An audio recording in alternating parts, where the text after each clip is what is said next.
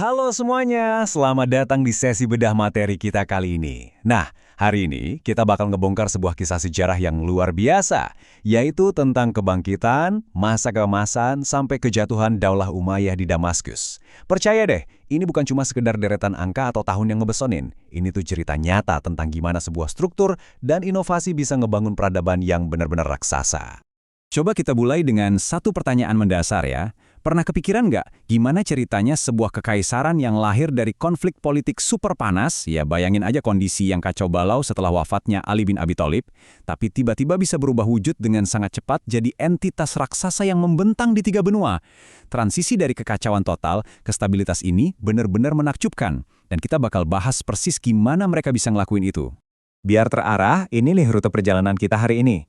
Kita bakal mulai dari awal mula Daulah Umayyah, lanjut ke ekspansi dan wilayah kekuasaannya, siapa aja arsitek kejayaannya, puncak kemajuan peradabannya, runtuhnya sang kekaisaran, dan pastinya ditutup dengan pelajaran dari sejarah.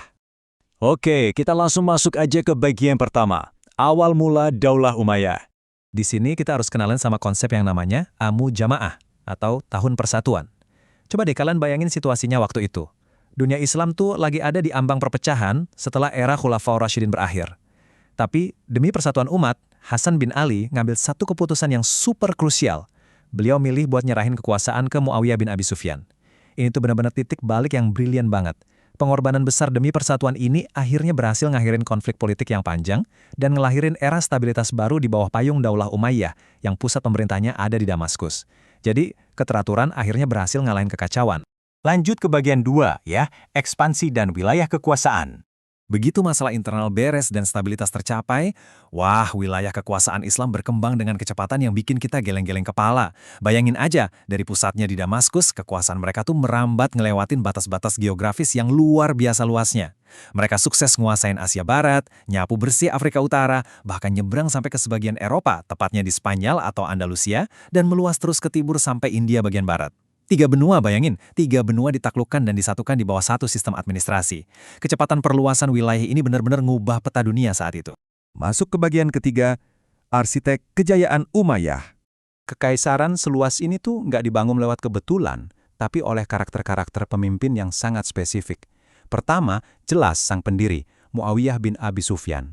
Dia ini nggak cuma mindahin ibu kota ke Damaskus, tapi juga ngebentuk Angkatan Laut Islam pertama dan nata administrasi dari awal. Terus ada Abdul Malik bin Marwan. Poin krusial dari dia adalah, dia berhasil nyatuin identitas negara dengan jadiin bahasa Arab sebagai bahasa resmi.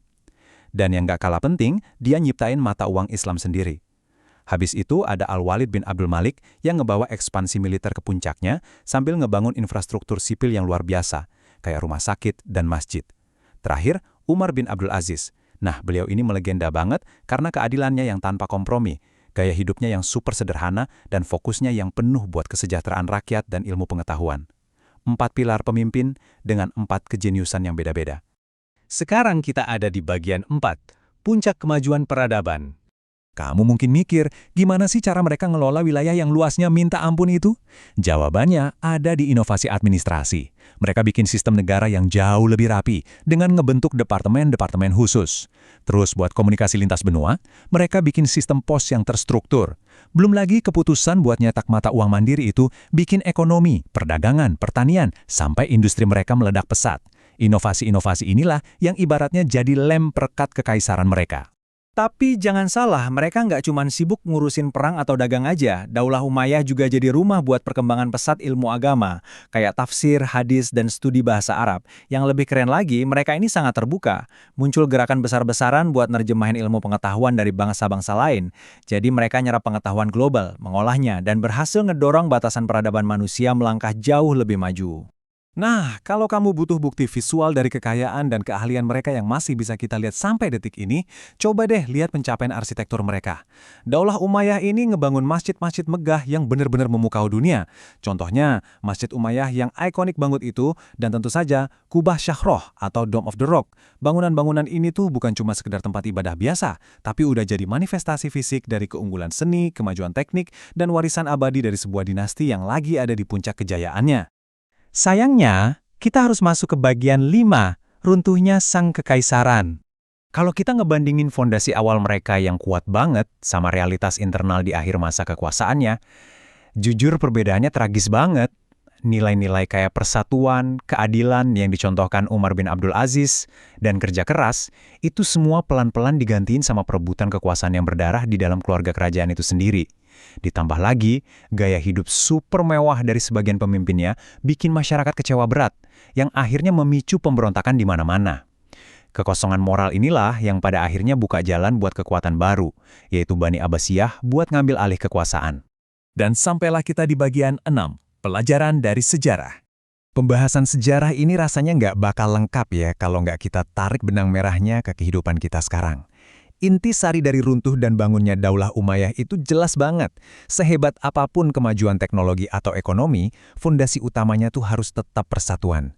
Kita belajar kalau kerja keras dan semangat ngembangin ilmu pengetahuan itu adalah mesin utama penggerak peradaban. Tapi ingat, semua itu bisa runtuh ketika tanpa adanya sikap adil dari para pemimpin terhadap rakyatnya. Pelajaran dari abad ke-7 ini masih sangat relevan sama dinamika kehidupan kita di era modern saat ini. Sebagai penutup, saya mau ninggalin kalian sama satu pemikiran. Daulah Umayyah udah ngebuktiin dengan sangat jelas. Persatuan dan keadilan bakal bawa kita ke kejayaan yang melintasi benua, sementara perpecahan dan keserakahan internal udah pasti bakal berujung pada kehancuran total. Nah, di era modern yang penuh tantangan ini, dengan melihat pola sejarah yang terus saja berulang, pelajaran mana nih yang bakal kita pilih buat diterapin hari ini? Coba deh dipikirin. Terima kasih udah ngikutin sesi bedah materi kali ini, teruslah belajar, dan sampai jumpa!